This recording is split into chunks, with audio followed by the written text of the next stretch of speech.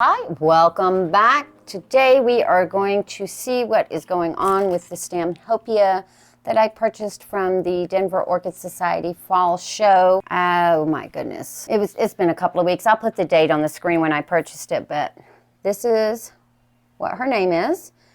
Go look at her flowers. I normally don't do this, but go look at her flowers. They are absolutely stunning.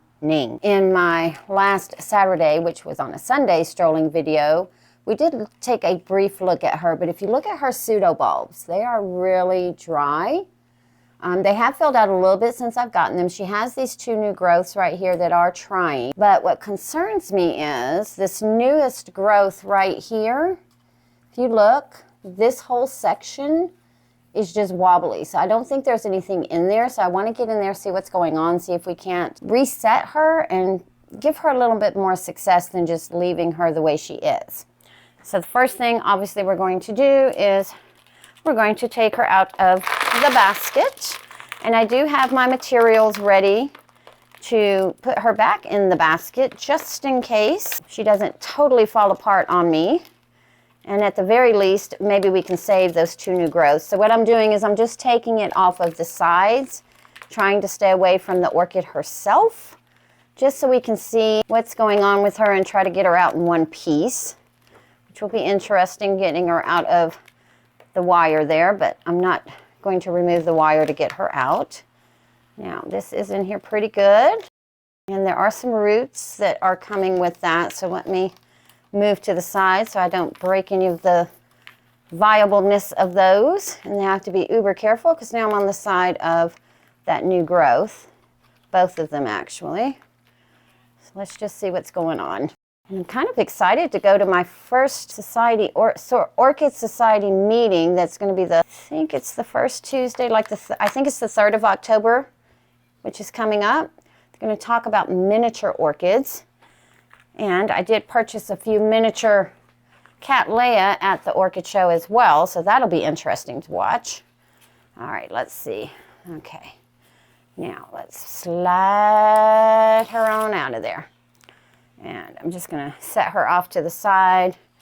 Let's see, we've got leca pebbles, we've got some bark in the bottom, lots of broken roots, courtesy of me. But, well, I had to get her out somehow, right? Sorry I keep hitting the screen with the hanger there, but I want to get all of this out of here because what I'm going to do is I'm going to actually line this with burlap, again, to try to keep some of that moisture in. I'm just really loving all the different uses I'm finding for this burlap. So again, Ken from the Orchid Supply Store, thank you for that idea. I know you were showing it how you wrap your mounts with it, but I've been finding all kinds of uses for it. And if you hadn't mentioned it, I would have never thought about it. Let me just make sure I'm getting all of the excess off of here. There we go. All right, so we're just going to set the basket to the side. And I do have a moss bark perlite mixture over here as well. We might end up reusing what she just came out of because there's nothing wrong with it. Even the bark that's in there is still really nice and firm.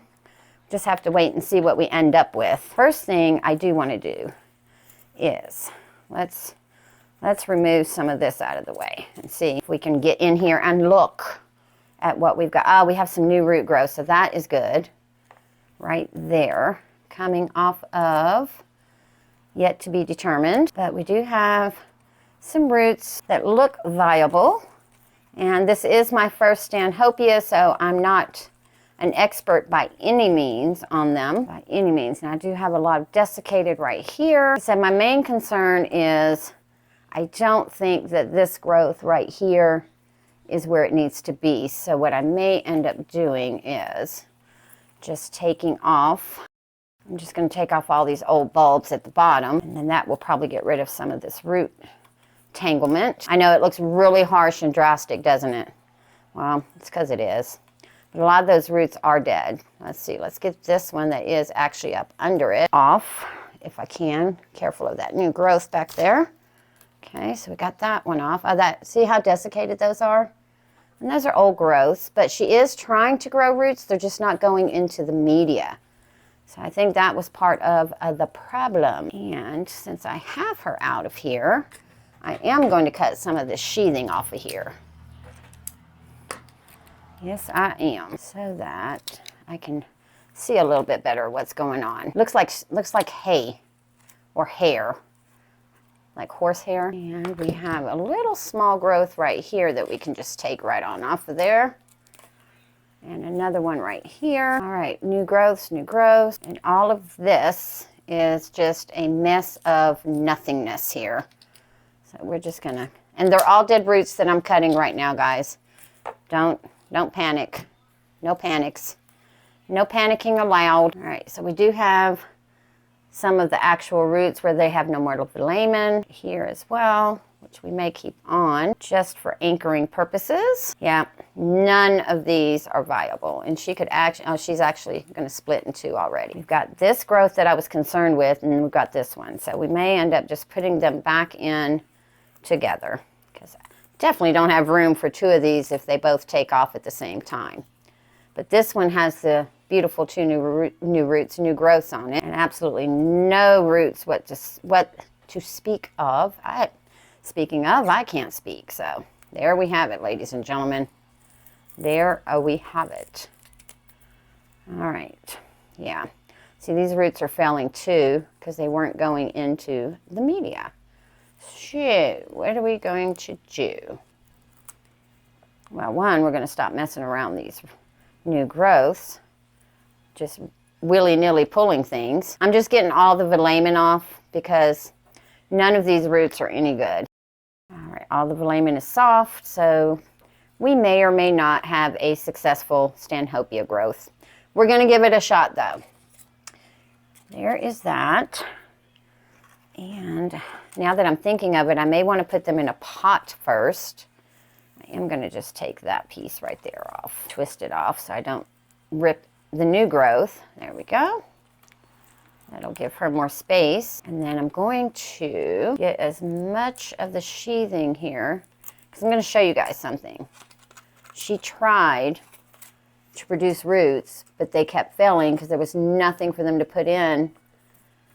And my humidity is definitely not high enough to keep this thing hydrated, because for those of you who grow Stanhopea know, guys like water, and if their roots are not getting humidity, water, misted, that kind of thing, then they are going to fail. Let me get the rest of this velamen off of here. The good thing is it is a branching root system. Of course, she has no roots right now to speak of. Eventually, we may get some roots on here. Let's see if I can just get most of the velamen off. If I don't get it all off, not a big deal. I just want to get most of it off. But what I was about to say is I'm thinking I may want to put her in a pot until she establishes some roots instead of that big basket, but then I don't want to disturb her again to move her back into the basket. Shoo. Yep, that root is completely dry right there. So we're just going to snip it off, and snip that off. All right. Well, there is what we're left with. Two very sad looking Stanhopea pieces. So this one, we have our two new growths right here with roots that need to get cut off because they're crunchy. Let me just cut those off real quick. Oh, I put those in the wrong one. There you go. All right, put those in the wrong one. And then we have this piece that has this growth here that's been trying to grow roots but not able to develop them because they're not going into anything. So what we're going to do, I'm just going to put it back in the basket. I'm going to put it in together, but what I'm going to do is I'm going to put it in this way, kind of like so that we have a direction of growth this way and a direction of growth that way. Yeah, we'll do that. Now, do I want to tie these two pieces together to keep them steady? I do. Let me grab a tie. Whoop, sorry about that. I just have a tie right over here. I'm just going to grab real quick. It's just a little black. Ooh, I just knocked you guys all over the place. The good thing is y'all didn't see I almost fell. But this right here is what I'm going to use to kind of strap these two together off of these two older growths. Let's make sure those are kind of even. They are. Just tie that off right there to hold them in. So this is kind of what we're going to end up with. And once I get these into the basket, I am going to, let me turn you guys over a little bit. Once I get these in the basket, I am going to strap this one so that it's not hanging so much. Now let's lay her off to the side gently. Get our basket, and I'm just going to reuse it. I'm not going to go and sanitize it or anything like that. The same orchid that came out of it is going into it, and it didn't look like there was any diseases or anything. I think it was just a lack of, one, roots, two, the new roots had nowhere to go. So speaking of our burlap, I do have my little cut burlap here that we are going to slide in here and loop it here so that it stays out of the way while I'm trying to put media in there. And of course we're going to have to put quite a bit of media in there before we get our lady in there. Or a gentleman. Would they be a lady or a gentleman? Stanhopeas. Do you refer to them as a him or a her? I just refer to them whatever comes to my mind. And that's with all orchids. Most orchids I do refer to as a she. Just because I think of plants in the female. Not necessarily for any other reason. Just always heard of them referred to as she's. All right. Like when you see a bloom, you hear people say, oh, she is such a beautiful bloomer. All right, and whoop, come on, get back out of the way. Let's see, there, come on, move. Make sure that's in there pretty good, and a little bit more, because I doubt we have enough in there for the little bitty thing that we have. And this is just New Zealand sphagnum moss. You can get that over at the Orchid Supply Store with small, medium Orchiata Bark and perlite. Again, all at orchidsupplystore.com. Coupon code TRISH at checkout. And I'm going to leave these two leaves that are kind of senescing. I'm just going to leave them on. And then this one, kind of leave her like that. Put her in the center somewhat. And finish filling her in. May even end up having to stake her for a little bit until she settles a little bit. I don't think I got enough media, guys. Don't think I got enough media. I think with a little basket, that wouldn't matter as much. But the good thing is that one actually is now in media.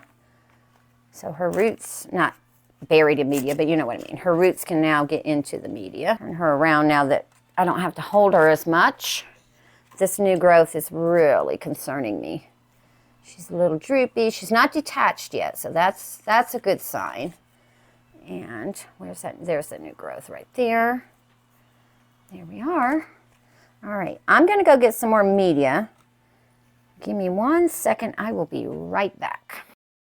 Okay, so I'm back with some more dampened moss. And we're going to move that burlap out of the way and just make sure that that media is in there nice and snug. Not tight, but snug so that it stays damp longer. I should have grabbed, you know what, if I loop her right there. There we go.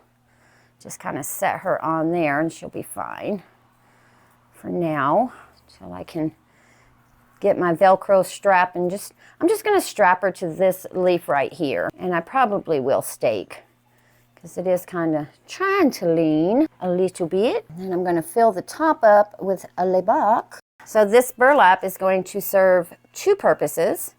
One is going to keep the algae from growing on the moss too quickly. I'm not saying it's going to permanently avoid it, but it'll at least help it not build as quickly on the sides, while on the top, the bark that I'm going to put here in just a second is going to keep it from building up on the top. So that's the plan, Stan. And I know I've blamed several purchases on Nina from Ninja's Orchids, but this is definitely going to be her fault. Every time I see her stand the man, oh my goodness, especially when he's in bloom, he is just stunning. If you've not seen him, look her up. Just look up a Stanhopea and type in Ninja's Orchids. Oh, he is so nice looking. He's goals, guys. He is goals. So I'm just going to top everybody off with a little bit of the small medium bark perlite mixture. Again, one, to help retain the moisture on the top and keep the algae from building up. That is a plan. And since there are no roots to speak of in here, I'm not going to give this lovely thing any water at the moment because there is enough moisture on the moss right now. I don't have the need to water at the moment. So I may just take a strap and just strap them all up like this for now, because this one's kind of leaning away from the rest of them, like he doesn't want to be friends. Now, may or may not cut the burlap off. I may try to figure out how to kind of fold it in and make it look nicer and just leave it on there. Just give it a little bit of character. A little bit of character. Do a little something different than I did the last time. And so now that new growth does have something to get into, and I just want to make sure, yeah, and even once I strap her up just a little bit, she's still going to be able to put those roots down into that moss that is right up under her. A little bit more bark right there to cover that. All right, well, there we are. We'll have to keep an eye on my stand and see if I can get to Nina goals. Otherwise, you guys have a beautiful day. I'll see you next time.